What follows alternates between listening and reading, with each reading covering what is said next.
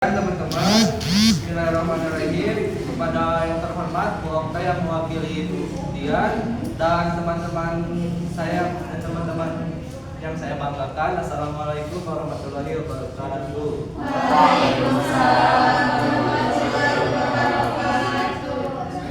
Alhamdulillahirobbilalamin. Wabillahi nasta'inu ala umuri waddin wa ala alihi washabihi ajmain. Amma ba'du.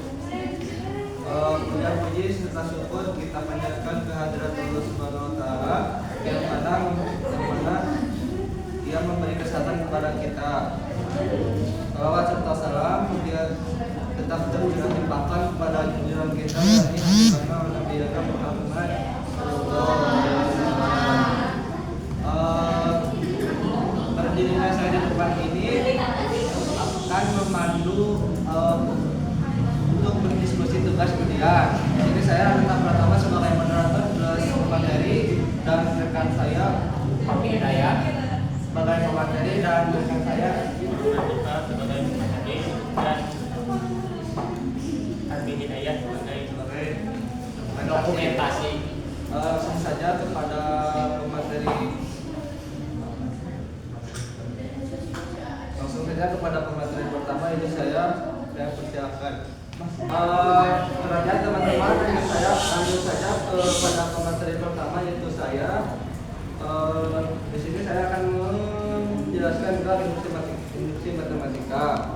Nah, pendahuluannya tentang rumus induksi matematika M. Yusuf Salifuddin, S. Jahidah, N. Erilani dalam sebuah penelitian dibutuhkan Indonesia dalam menyelesaikan suatu permasalahan.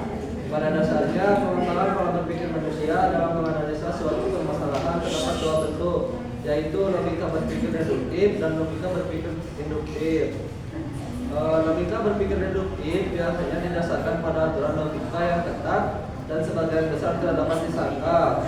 Sedangkan logika berpikir induktif adalah berdasarkan pengalaman masa lalu, seperti halnya ketika kita mengalami matahari terbit di setiap pagi, maka tanpa banyak berpikir kita akan menyimpulkan dengan tanpa keraguan bahwa matahari akan terbit esok pagi. Lalu salah satu bentuk logika berpikir induktif adalah induksi matematika. Induksi matematika adalah bentuk logika berpikir yang membuktikan beberapa aturan atau pola tertentu yang biasanya terbatas, yang bahkan keberadaannya tidak diketahui. Selanjutnya kepada pemateri kedua Mas Rifat saya persilakan. Selanjutnya akan kita menggunakan matematika yang terdapat banyak sekali pernyataan matematika yang menyatakan bahwa satu sifat benar untuk semua bilangan bulat positif. Sedangkan kita tahu bahwa bilangan bulat positif itu menuju tak terhingga. Dengan kata lain akan sangat sulit untuk dibuktikan secara langsung. Disinilah kita bisa gunakan induksi matematika. Induksi matematika merupakan salah satu argumentasi pembuktian suatu teorema atau pernyataan matematika yang semesta pembicaraannya himpunan bilangan bulat atau lebih khusus himpunan bilangan asli menurut Gilman. Lalu bagaimana pola membuktikan dengan induksi matematika? Induksi matematika itu punya dua bagian. Yang pertama, kita membuktikan pernyataan benar untuk nilai awal bilangan bulat positif secara langsung atau bisa disebut basis induksi. Untuk yang kedua, dengan mengasumsikan bahwa pernyataan benar untuk suatu bilangan bulat positif n, maka tunjukkan pernyataan tersebut benar untuk bilangan bulat positif yang lebih besar berikutnya atau n tambah 1. Ini jangan disebut langkah induksi. Perhatian teman-teman, di sini saya akan menjelaskan contoh dari induksi matematika. Jadi contohnya itu bukti kanda 1 kali 2 tambah 2 kali 3 tambah 3 kali 4 tambah 7 tambah n dalam kurung n plus 1 sama dengan sepertiga n dalam kurung n plus 1 dalam kurung n plus 2 untuk setiap n bilangan asli. Nah di sini penjelasannya yang pertama akan dibuktikan dengan induksi matematika. Misalkan PN adalah 1 kali 2 tambah 2 kali 3 tambah 3 kali 4 tambah titik tambah n dalam kurung n plus 1 sama dengan sepertiga n dalam kurung n plus 1 dalam kurung n plus 2. Nah langkah yang pertama buktikan bahwa P1 itu benar. Nah, maka P1 adalah kita ambil dari sini 1 kali 2 sama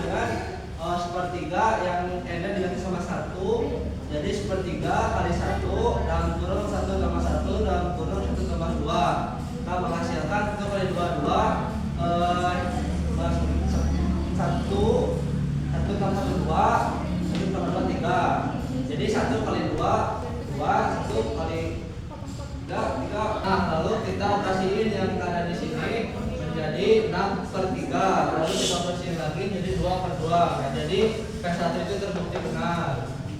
Lalu kita lanjutkan asumsikan Pn benar untuk suatu bilangan asli n, yaitu 1 kali 2 tambah 2 kali 3 tambah 3 kali 4 tambah titik tambah n dalam kurung n plus 1 sama dengan 3n n plus 1 n plus 2.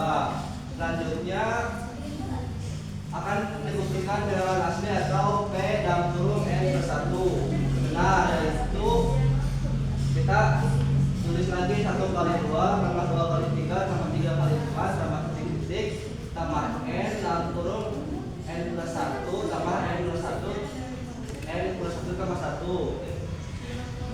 Kita menghasilkan jadi sama dengan 1/3 n plus 1 dalam kurung n plus 1 tambah 1 dalam kurung n plus 1 tambah 2.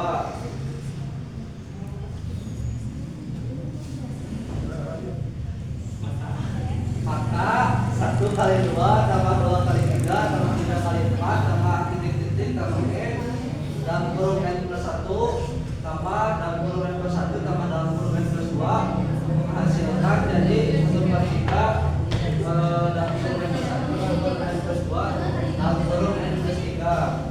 Dan selanjutnya akan dijelaskan oleh Mas Beka. Baik, selanjutnya kita akan membuktikan bahwa P n tambah 1 itu benar.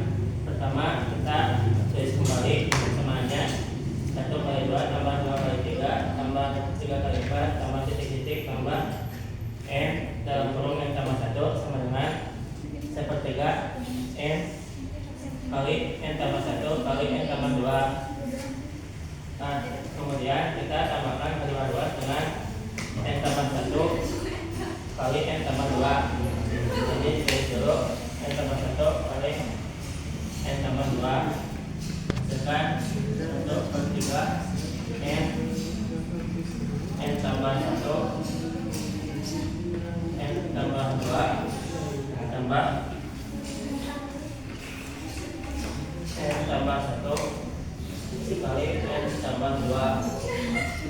Lalu kita tulis lagi ini menghasilkan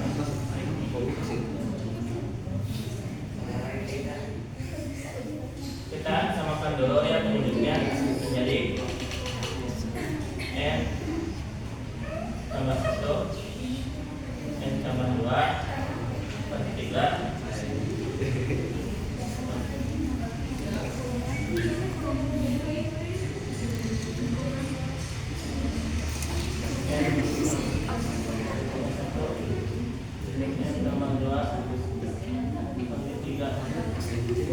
dan ini dikalikan dulu n kali 1 kali 2 dikalikan dengan 1/3 menghasilkan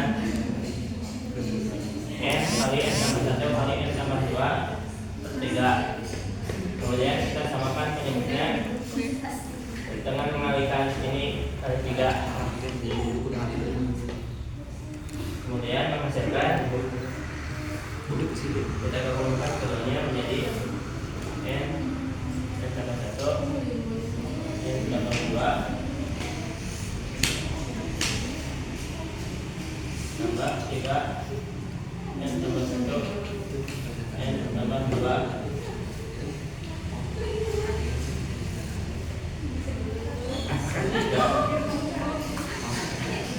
Kemudian ya karena ini keduanya ada n tambah 1 kali n tambah 2, maka kita menghubungkan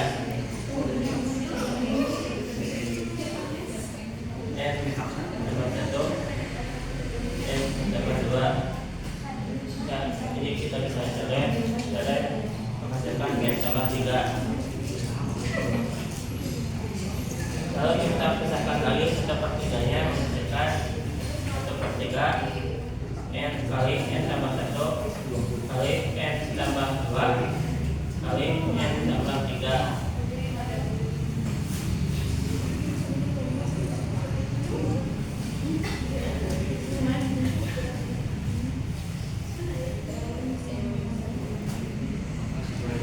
Dan ini sama dengan yang ini, maka terbukti bahwa P tambah 1 itu benar.